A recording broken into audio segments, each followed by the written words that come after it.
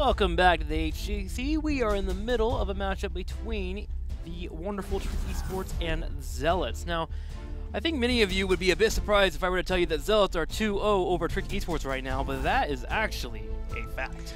Yeah, Tricked is getting tricked right now. Zealots are looking strong and doing work in both of these games, especially on Dragonshire, with a pretty outstanding performance here. Very crisp and clean victory on Dragonshire, and now, of course, forcing Trick Esports in a very uncomfortable position to try and make a comeback here. Well, it's Battleground time. Where are we going for game number 3? It's going to be Sky Temple. Zealots with the choice, as it looks like Trick Esports will want to grab first pick.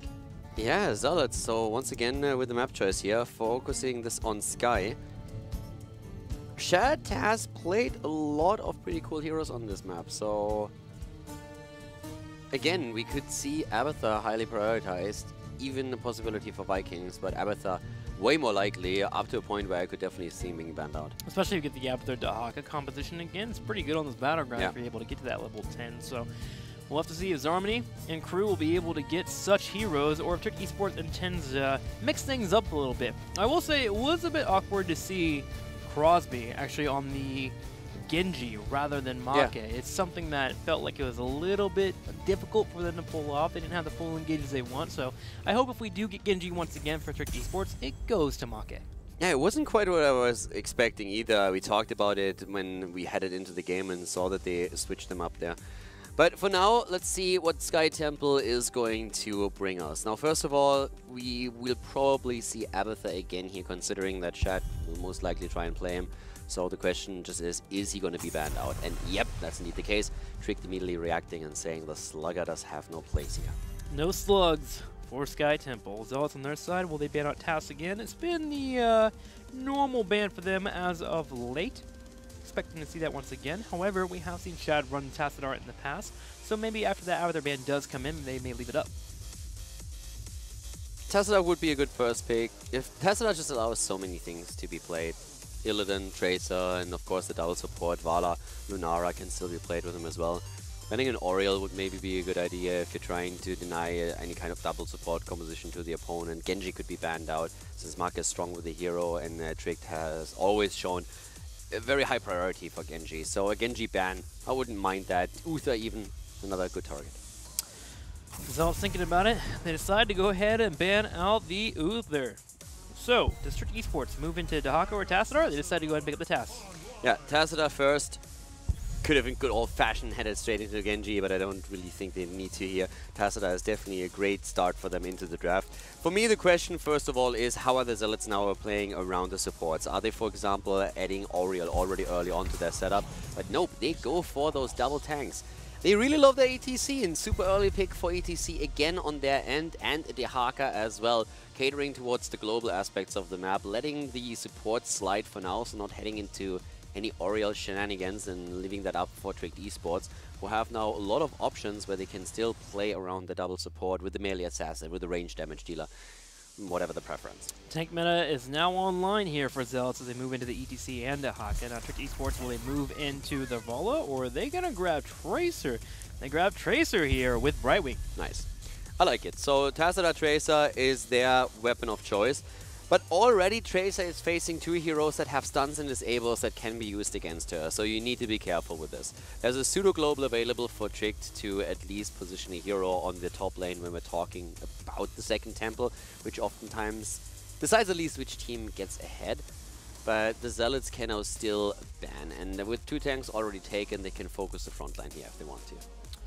What do you think a frontline Trick Esports will want to move into on the left side? Yeah, just right away? I mean, I don't really know at this point what they exactly want to do. I would even think about potentially banning out Zul since they played him here before. Arthas has the problem that with Tracer, I mean, you would like to have someone who goes in a little bit deeper. There's still a Nubarak to be banned out, for example. Alex loves Arthas, we know that. They could play a double tank at the front, putting Alex on Arthas and Rema on the main tank. So Arthas and Nubarak, those are definitely two heroes that I would consider, and they ban Arthas out. The Zul point you do bring up, though, is one that we may see here from Trick Esports. They ran the Tassadar Tracer composition with Zul yesterday on Two-Man Spider Queen. Yep. Some would say the same type of strategies are very effective on Sky Temple as well. And now it will be judgment time. Will we find that out as Greymane and Genji are grabbed by the Zealots? Kirill again? Seriously? All right, joke was so dumb that Tim didn't even get it, which is fine. Oriel band, and don't worry about it, it's fine. It was really bad. What was the joke? It's okay. Okay, all right. It was really bad. It was a German joke. But I like laughing. It was a German joke. It wasn't funny. Okay, fair enough. So, we have a Nubarak, and there's the There Zool. it is. All right, so we have Alex again on the roaming Zool, a tricked special. And yeah, last but not least, what we're going to see here in terms of supports for Pequeno Paquete on the side of the Zealots. We have, what do we still have around here? What about Rhaegar? Yeah, Rhaegar is the go-to. Probably the one. Because of Deflect and Ancestor Healing. But, just for consideration, what other ones could we move into? Kerosene? Kerosene would be okay against Tracer if you can play around the Polymorph. I mean, what else would you really go for here? Rhaegar would be my immediate answer, but if you don't go for Rhaegar, only big argument that I could see is that you want to go into a Kerosene instead. Lili for the blinds against Tracer when she goes for the hard engage. This is a trick especially, it makes the teams up here. It works pretty well. Haswells plays that too. Rhaegar. And it's Rhaegar. That was an awful long consideration time considering that they go into the most obvious healer they could have chosen here.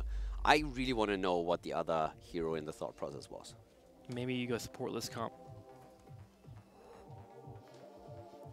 You know, you can't drop stuff like that and then complain the next day about how people in Hero League pick really bad picks when you I mean, that's fair. It's true. Maybe I should stop doing that. Maybe. There's this guy now out there, it's like, picks a no support comp in Hero League and then everybody complains, Toxicity comes in and he's like, but Trickster talked about how that's viable. Joked about that on HGC. Well, you were serious he has about the clip ready to like give everybody. Exactly. It's like, I have the clip here. Look, he said it's viable. There you go. I mean, I've won with it in the past. I'm not saying it's good, but it is winnable. All right, guys. Well, we're getting ready. Ever seen a halfway professional game without a support where they won? Does the Moon versus Trick sub games count? Can we please start the game? That's halfway professional. Please. Halfway professional. Like, why? Because there were pros in it. There were actually pros in that game. It was pretty awesome. It was good. It was good. Going into game number 3 here.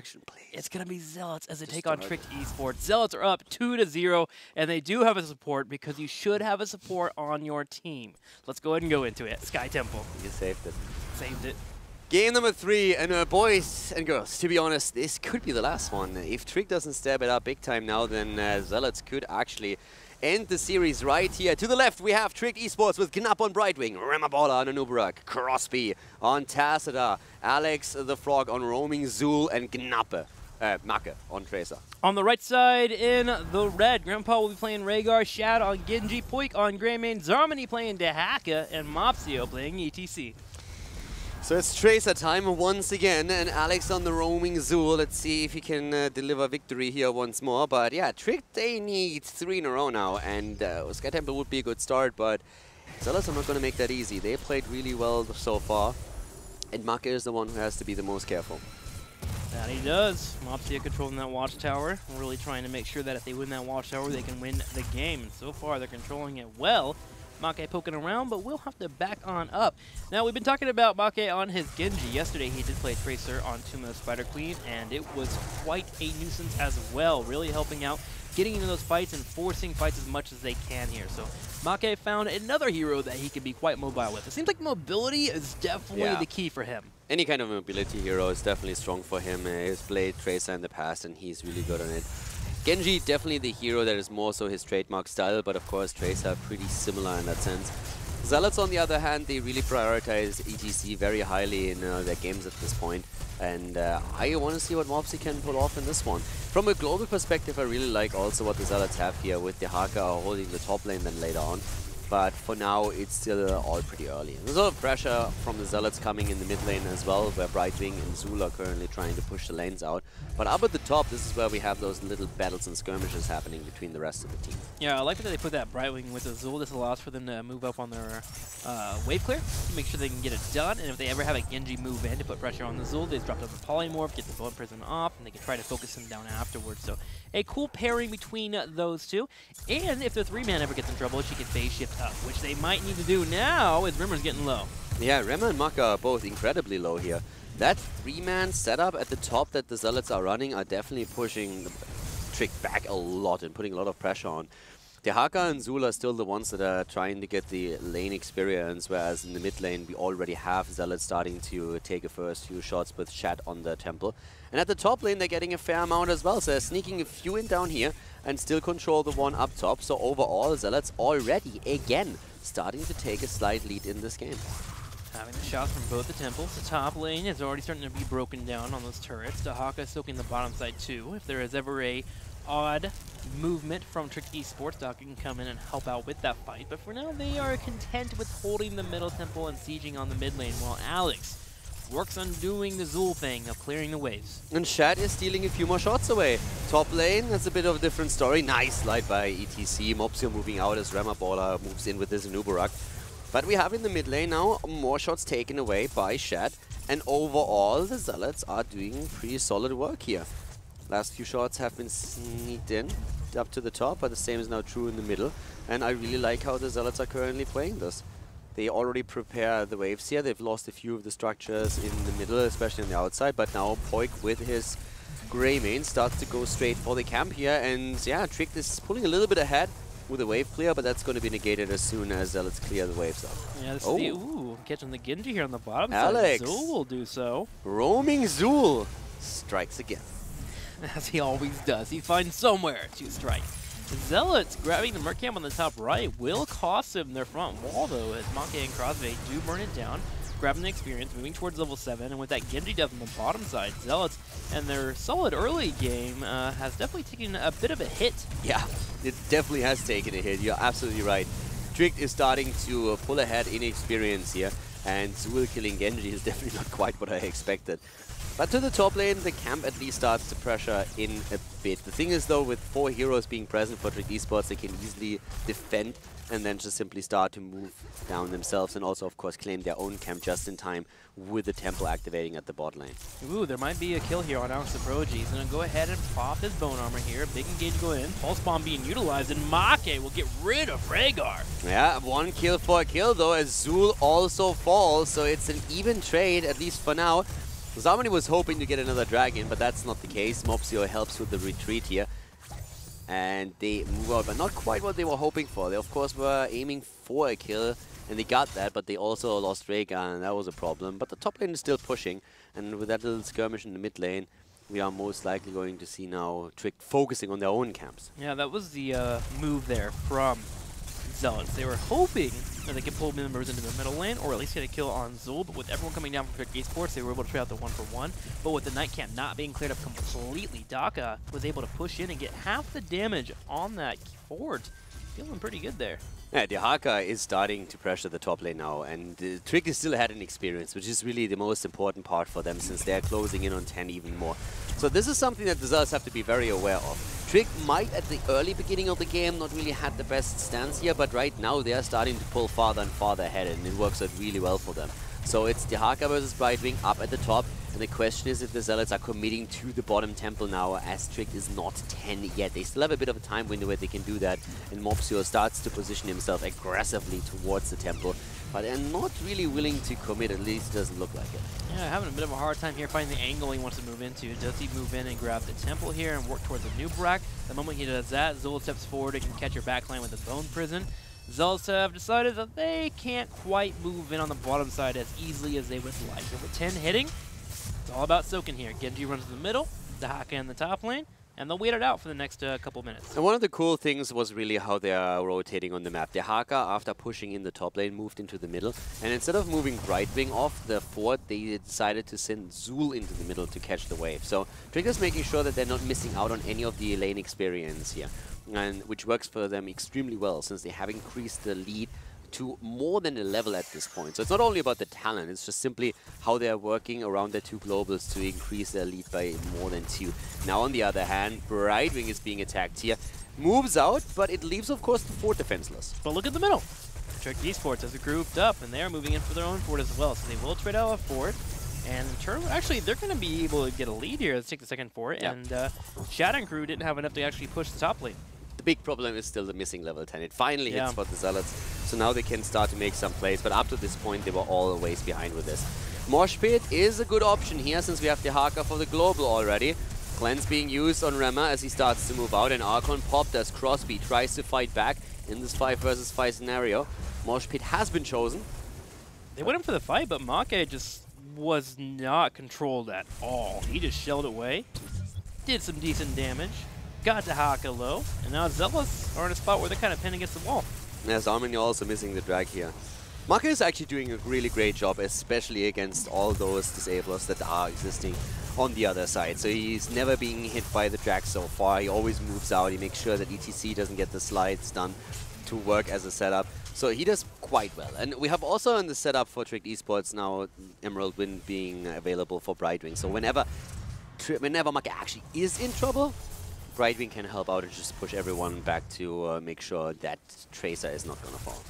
Zarmany finally making plays here to head the top lane, break down that fort while 2 temples will activate in both the middle and the bottom side of the map. Should be seeing some movement happen pretty soon here as we have Rhaegar and Greymane working on the top Merc camp in the top right corner, which Brightwing should be able to handle, but Zealots will be looking to force a fight, hopefully before 13, or at least hold the temple in the middle and push in the fort. They're starting to close the gap in experience, so that works for them. The problem is that Trix is reacting with camps taken down to the bottom of the map, and a double siege giant camp is eventually going to shell away at the wall, especially with Zul already preparing the wave. So they are setting this up quite nicely. Zealots are having a similar approach at the top lane where they are going for the double night camp now. And ETC is already starting to get some shots from the temple in the middle. But the reaction at the bot lane has to follow, and that's where we see Voigt now moving in. So a 4-man push breaking through the wall, but up to the top, the Haka and Brightwing are still locked into that battle with ETC without stage dive still hovering in the mid lane.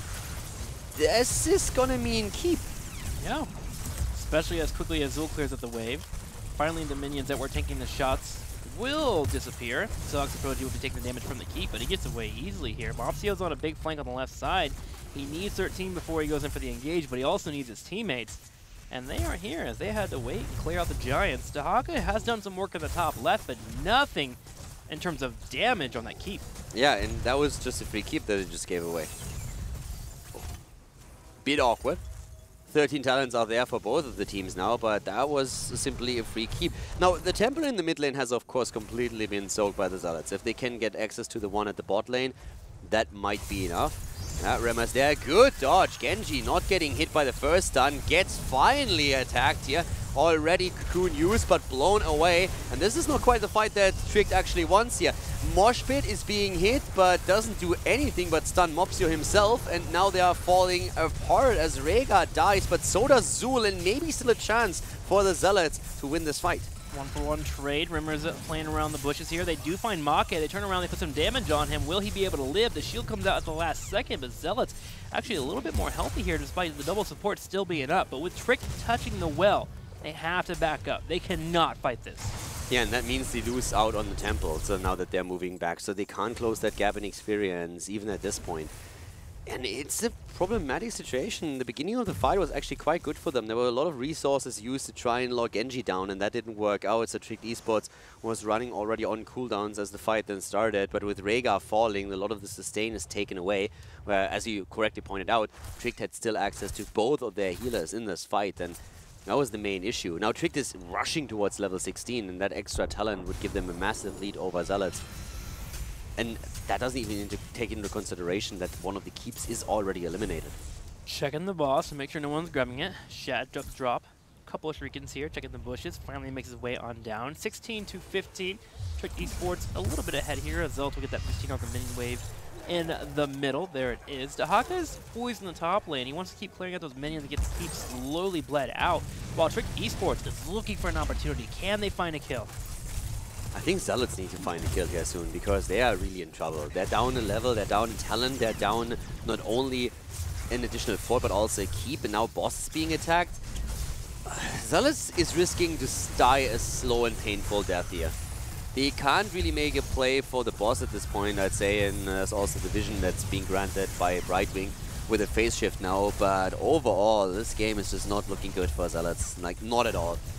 The boss is going to march towards the core. If they can get a kill here, they can go for game. Well, here's Omni. Goes in, isolation will connect on Zul. The drag does hit on top of Tracer, but Cleanse comes out. Shad's low on health, so drops to deflect. Here's the Ancestral. Mosh Pit does hit, but Emerald Wind will stop it. The Mosh Pit was actually really good, but the Emerald Wind just eliminates it. And now we have 2 heroes dead. Genji and ETC are down. And Uberak died, but it doesn't matter as Greymin is eliminated. And the boss is moving in with 4 heroes still alive for Tricked Esports. They're heading towards the core, and after Zealots have won map 1 and 2, it looks more and more as if Tricked is at least starting to put their own team onto the scoreboard here. Yeah, they seem to have woken up. It required Azul to come in, but here the Necromancer live and pushing as they go straight in for the core, dropping it down to 30%, easily getting the victory, and the Zealots will still have to continue to fight the best of 5 series as Tricked Esports gets the win. Tricked with the first win, they need 2 more to decide the series in their favor, and it was a much better series from them. Overall, I would say actually pretty uneventful. I mean, it was a pretty straightforward win on their part. In team fights, they looked dominant, they always got the better trade, the rotations on the map were better. Even a solo kill from Zul against Genji very early in the game, that alone already showcasing a little bit what we are going to see here. So Trick definitely looking way stronger than they did in the 2 games before, but they still have to win 2 maps if they actually want to turn this around. Yeah, that was definitely the Trick that I was expecting to be in this series for the last couple of games. So showing up here in game number 3, pulling out the roaming Zul, something that they have perfected and shown off many times here. But you're right, they have to win 2 more games here to even start getting the victories in the best of 5 series. So we'll go ahead and watch out for that. But for you at home, hope you're enjoying the show. Please let us know on Twitter. Use the hashtag HGC and hit us up on Heroes Esports. We love hearing from you, and of course, always sharing what you're thinking about what's going on in the match here. Now, going into game number 4, Tricked Esports, what do you expect from them? More roaming Zul?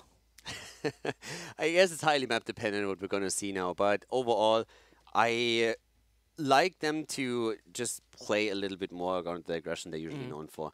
If they have fun, they usually play extremely well. It's one of the things that has been true throughout the entire phase, more so than for any other team. If they enjoy the game, then they automatically play well. Alex is usually the negative side, and he always criticizes everything. He's never really happy, and the rest of the team is saying, "Oh, Alex, come on, get it together." Yeah, get it together. We're going to make this happen. And normally, when they put Marker also on Genji or one of his mobile heroes, he can really excel there. This time, it was the Tracer that made all the difference. So I would like them to draft a little bit more around him. Well, also, there are cheers currently sitting out there as you guys continue to cheer for your favorite teams. And right now we have the global leaderboard currently being updated all the way down to 15,800,300. What am I saying here?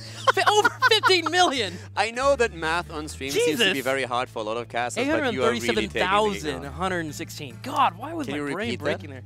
15,837,116. Oh, that's a good boy. Can I get my PogChamps? That's all I'm saying right there. Jeez, that was so difficult. Someone hand the man a cookie. Not too shabby there. But yes, we continue to climb. Yesterday we were underneath 15 million, and we continue to keep going up there, looking for the next reward to unlock. Yeah, and also, of course, mainly to support the teams here. And that's especially for the smaller teams incredibly important, not only for our top teams like Fnatic and Dignitas, but also for the ones that you see here, especially the ones that don't have an org yet. And so far, for me, Tricked, they did what they had to do. I expected them to take a few maps here, but I'm still more impressed by Zealots than I am by Trick. The team without an organization that has fought heavily to get into HGC. They are one of the teams that made it through the Crucible into HGC, and they looked very vulnerable in a lot of matches that we had at the beginning when they just made it into the league, and even when they played an open division. And just seeing how much they improved and how they present themselves here today is a huge difference. That's right. Well, they'll have to continue moving forward, though. They have a best of 5 series to finish up, and we're going to game number 4. What battleground will we be playing on? The answer will be Infernal Shrines at Tricked Esports.